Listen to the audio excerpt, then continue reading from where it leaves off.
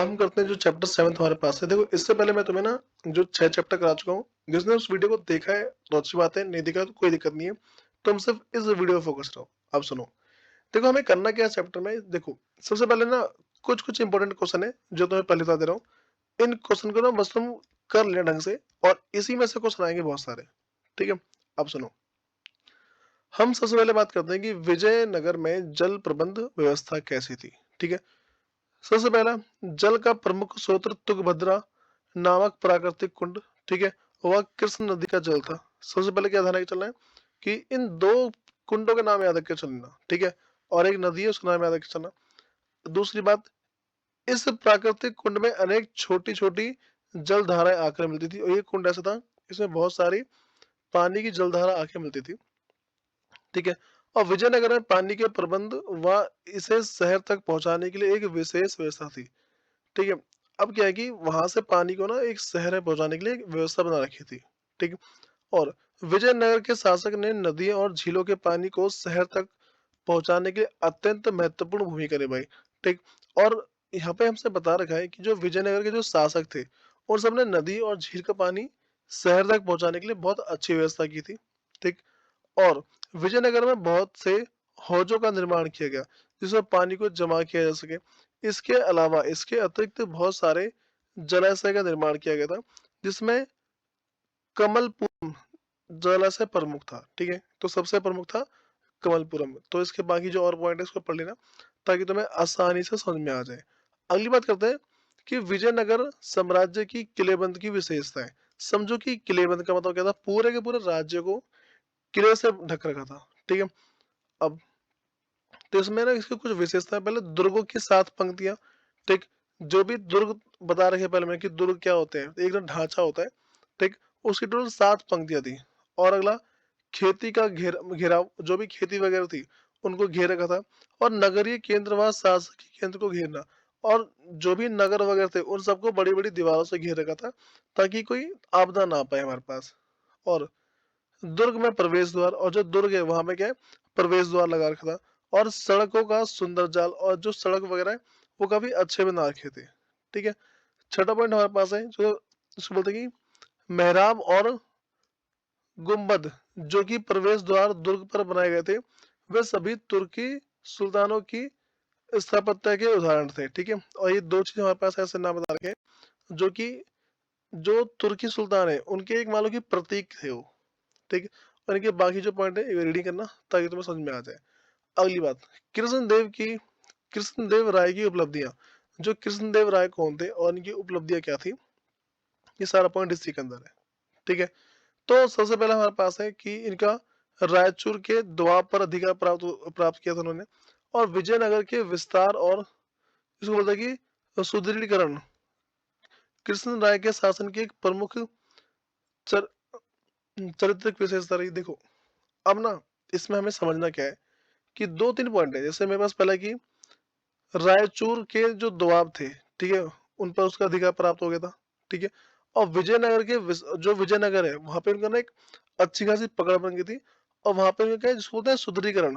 ठीक है, सुदृढ़ीकरण का मतलब है कि वहां पे एक ना उनका एक स्ट्रॉन्ग पावर बन चुकी थी वहां पे। ठीक है, जैसे 1514 में उन्होंने उड़ीसा के शासक को पराजित किया। ठीक है, और विजयनगर का विस्तार किया, उसने विजयनगर को और बड़ा कर दिया। ठीक है, इस तरीके से इसके कुछ पॉइंट और है, उस पर एक बार जरूर ध्यान देना ताकि तुम्हें जितने पॉइंट है समझ में आना शुरू हो जाए। अगली बात करते हैं हम्पी के जो हमारे पास है भग्नावशेष, इसके बारे में बात करते हैं। तो जो हम्पी की जो भग्नावशेष है, ठीक है, उसमें है क्या। तो पहला हम्पी के भग्नावशेष 1800 ईस्वी में अभियंता व पुरातत्वविद कर्नल कॉलिन मैकनिज द्वारा प्रकाश में लाए गए। ये एक व्यक्ति था जिसके द्वारा इसको प्रकाश में लाया गया, लोगों को इनके बारे में पता लगा। तो अगला है जिसको बोलते हैं मैकेज ईस्ट इंडिया कंपनी के अधिकारी थे, और उन्होंने इस स्थान का पहला सर्वेक्षण मानचित्र तैयार किया। उन्होंने सबसे पहले इसका जो भी है एक ना एक खोजबीन करने के लिए उसका एक मानचित्र तैयार किया कि यहाँ पे क्या क्या हो सकता है। उनके द्वारा प्राप्त शुरुआती जानकारी विरूपाक्ष मंदिर तथा पंपा देवी के पूजा स्थल के पुरोहित की स्मृति पर आधारित थी। दूसरा अवस्था है कलांतर 1856 में छायाचित्र संकलित करने और आरंभ किए जिससे शोधकर्ता उनका ध्यान कर पाए। ठीक है, तो ये सारी सारी बातें इसके अंदर है।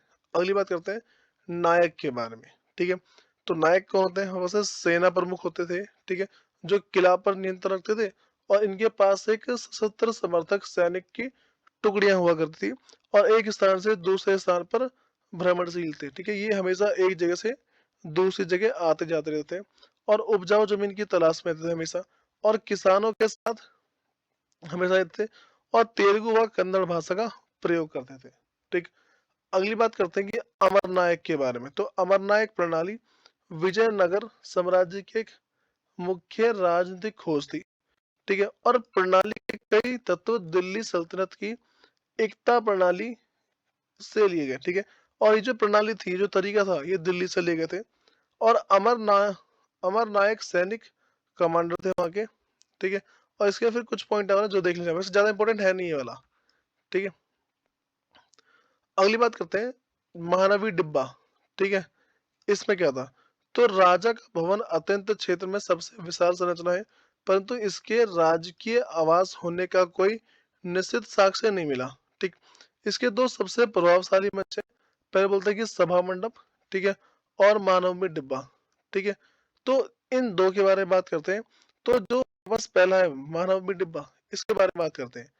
जो महानवमी डिब्बा का आधार 11,000 फीट जबकि 40 फुट ऊंचा था। ठीक है, यह राजा के महल के बिल्कुल सामने स्थित है और इस पर लकड़ी की एक संरचना बनी थी और मंच का आधार जिसको बोलते हैं उभारदार उत्कीर्ण से पटा पड़ा है। ठीक है, इसका मतलब है इसके ऊपर ना बहुत सारी जो चीजें हैं वो उकेर रखी है, ऐसा होता है कि छेनी थोड़े से मार मार के कुछ भी उकेर देते हैं उस तरीके से। तो इसके चारों ओर पत्थर का प्रयोग किया गया था। ठीक है, और इस संरचना के से जुड़े अनुष्ठान संभवतः सितंबर और अक्टूबर में मनाए जाने वाले 10 दिन के हिंदू त्योहार, जिसे दशहरा या दुर्गा पूजा, ठीक, तथा नवरात्रि के नामों से जाना जाता है। तो इस पॉइंट को बस यहाँ तक कर लेना, बाकी तुम्हें अपने आप कर ही लोगे इसके आगे। अब सुनो, ये हमारे पास ज्यादा इंपॉर्टेंट है। ठीक है, थोड़ा इसको देख लेना कि इसके अंदर क्या क्या है। अब सुनो, क्या विजयनगर के साम्राज्य के मंदिर की भव्य विशेषता के बारे में बताओ। तो पहला बस है धार्मिक केंद्र का संबंध अन्य धार्मिक मान्यताओं के अनुसार था और पंपा देवी यहाँ की स्थानीय देवी, जबकि विष्णु यहाँ के प्रमुख देवता थे। ये सारी सारी विशेषताएं याद रखे चलना। विजयनगर साम्राज्य के मंदिर की भव्य विशेषता क्या क्या है। ठीक है, तीसरा, मंदिर में राजकीय प्रतिमूर्तियों प्रदर्शित की जाती थी और मंदिर धार्मिक शिक्षा का प्रमुख केंद्र था। उस टाइम जो मंदिर है उसको शिक्षा का बहुत ज्यादा प्रमुख केंद्र मानते थे। ठीक है, और विजयनगर के शासकों द्वारा मंदिर में रखरखाव के लिए भूमि तथा धन का अनुदान किया जाता था। इसके बाकी सारे पॉइंट ठीक वैसे ही है। ठीक, अगली बात करते हैं कि दक्कन के सुल्तान और विजयनगर के मध्य संघर्ष के पीछे क्या कारण था। इन दोनों पीछे अनबन क्यों थी, इन दोनों पीछे लड़ाई क्यों, इन दोनों के बीच में लड़ाई क्यों हो रखी थी। पहला, विजयनगर की खुशहाली व वैभवता। ठीक है, विजयनगर काफी बढ़ चल रहा था इसीलिए। दूसरा, रायचूर का दबाव। ठीक, अगला है विजयनगर के साथ पुरानी दुश्मनी और बहमनी शासकों द्वारा राज्य विस्तार की लालसा और विजयनगर की भूमि का उपजाऊ होना। और छठा पॉइंट, ठीक से बोलते हैं कि बहमनी शासकों द्वारा अपने सर्वोच्चता दर्शाना, मतलब कि हाँ हम सबसे ऊपर है, ये सारी बात दर्शाना। अगली बात है विजयनगर के पतन के पीछे क्या कारण थे। ये तो आपस ज्यादा इंपॉर्टेंट है, इसको जरूर करके जाना। ठीक है, कि इसके पीछे कारण क्या था। पहला, अयोग्य शासन, वहां का जो शासन है अच्छा नहीं था। युद्ध नीति व संचालन में गिरावट, युद्ध नीति उनकी अच्छी नहीं थी और देश को ढंग से चला भी नहीं पा रहे थे। अगला, विजयनगर का वैभव से बहमनी शासक की इच्छा। ठीक है, और वो चाहते हैं कि बहुत सारे इसमें यहाँ पे शासक हो जाए, इसीलिए। अगला है निरंकुश शासन, वहां का जो शासन था, जो वहां की जो राज करने की व्यवस्था थी, वो काफी ज्यादा बेकार थी। अगला है पड़ोसी पड़ोसी राज्य से शत्रुता। ठीक है, और उनकी दुश्मनी हमेशा चलती रहती थी। ठीक है, इस तरीके से सारे सारे पॉइंट है। 9वें पॉइंट की बात करते हैं कि पवित्र केंद्र में गोपुरम और मंडपों का महत्व क्या था। ठीक है, तो पहले गोपुरम के बारे में बात करते हैं। ठीक है, कि मंदिर का प्रवेश द्वार गोपुरम कहलाता था, जो मंदिर का जो प्रवेश द्वार है उसी को बोलते हैं गोपुरम। ठीक है, गोपुरम राज्य के प्रवेश द्वार थे जो अक्सर केंद्रीय दिवालियों किनारों का बोना पर बो, जो दीवार है उनको बोना प्रतीत करते थे, मतलब कि वो दिखाते थे कि दीवार तुम्हारी कितनी छोटी छोटी है। यह गोपुरम लंबी दूरी से ही मंदिर होने का संकेत देते थे। ये दूर से दिखता था कि हाँ भाई ये मंदिर है। ये शासकों की ताकत की याद दिलाते हैं। और ये जितने भी जो ये जो लंबे लंबे जो दीवार है, ठीक है, दिखाता है कि शासक वगैरह पहले कितने ज्यादा स्ट्रांग थे। ठीक है, अब वैसे मंडप के बारे में बात करते हैं। तो राजा के भवन के अंतः क्षेत्र में विशाल संरचना में एक प्रभावशाली मंच जिसे सभा मंडप कहा गया है। यह एक ऊंचा मंच है जिसमें आसपास तथा निश्चित दूरी पर लक, लकड़ी के, ठीक है, लकड़ी के स्तंभों के लिए छेद बने हुए थे। ठीक है, और इसमें दूसरी मंजिल जो इन स्तंभों पर टिकी हुई थी तक जाने के लिए सीढ़ी बनी हुई थी। ठीक है, और मंदिर के सभाघरों का प्रयोग विविध प्रकार के कार्यों के लिए किया जाता था। ठीक है, तो दो चीज के बारे में बात थी और दोनों ने बता दी, थोड़ा इसको याद कर लेना बाकी। तो अगली बात करते हैं विजयनगर की भौगोलिक स्थिति की विशेष। जो विजयनगर है वहां का जो देख दिखाव था वो कैसा था। पहला, तुंगभद्रा नदी का प्राकृतिक कुंड, ठीक, वहां पर ये काफी ज्यादा फेमस वहां पे।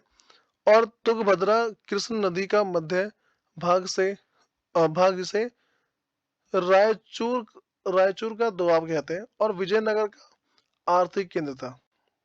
वहां पे की जो और जो विजयनगर वहां की जो भूमि हो क्या काफी उपजाऊ थी, और ग्रेनाइट की पहाड़ियां चारों ओर शहर को रक्षित करती थी। और जो वहाँ पे जो ग्रेनाइट की पहाड़ी थी वो पूरे पूरे शहर को बचाती थी। इन पहाड़ियों ने अनेक जलधारा निकलती थी, और ये जो पहाड़ियां हैं यहाँ से क्या बहुत सारी जलधारा निकलती थी। इस तरीके से इसकी कुछ कुछ विशेषताएं। ठीक है, अब सुनो। देखो हमें हर वीडियो में तो बताया कि तुम्हें कवर कैसे करना है। सबसे पहले तुम्हें जो वीडियो है उसके नोट्स बनाने हैं।